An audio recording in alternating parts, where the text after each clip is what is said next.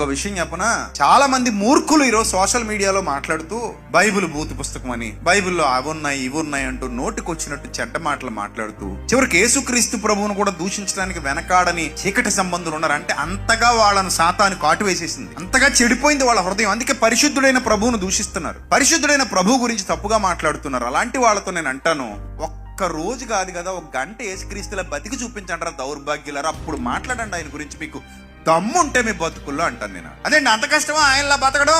ఎంత కష్టమో నేను చెప్తాను వినండి. చెడు ఆలోచనకు చోటు ఇవ్వలేదు, కష్టమా కాదా? చెడు తలంపుకు చోటు ఇవ్వలేదు ఆయన, కష్టమా కాదా? చెడ్డ మాట ఏనాడు ఆయన నోటి వెంట రాలేదు, కష్టమా కాదా? చెడ్డ క్రియ ఆయన చేతుల్లో ఎప్పుడు జరగలేదు, చెడ్డ మార్గాలలో ఆయన ఎప్పుడు అడుగు పెట్టలేదు. ఇతరుల్ని బాగు చేయడమే తప్ప పాడు చేయడం ఆయనకి తెలీదు.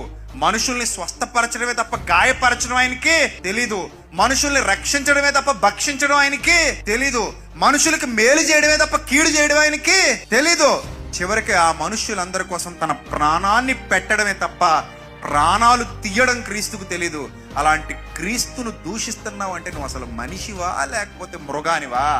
మృగానివైతే ఆ క్రీస్తుని గురించి దూషిస్తావు. మనిషి అన్నవాడు ఎవడు ఆ ప్రభువును సాష్టాంగ నమస్కారం చేస్తాడు తప్ప ఆయన తిట్టడానికి నోరు వస్తుందా?